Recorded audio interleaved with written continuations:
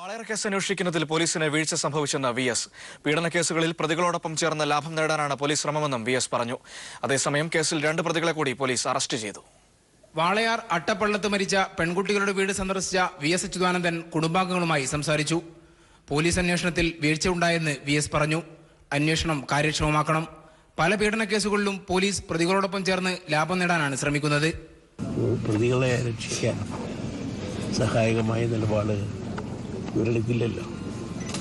Police വളരെ പ്രതികൾക്ക് അനുകൂലമായിട്ടുള്ള നിലയിൽ തന്നെയാണ് നീക്കുന്നത്. ഈ സംസ്ഥാനത്ത് ഇത് മാത്രമല്ല, ഒട്ടേറെ ഈ സ്ത്രീ പീഡനം എല്ലാ കേസുകളിലും പോലീസിന്റെ സമീപനം പോലീസ് പല സ്ഥലങ്ങളിലും കഴിവുകേടാണ് കാണിക്കുന്നത്. പ്രതികളുമായിട്ട് ചേർന്നുകൊണ്ട് അതിൽ നിന്ന് ബെനിഫിറ്റ് എടുക്കാനാണ് പോലീസ് ശ്രമിക്കുന്നത്.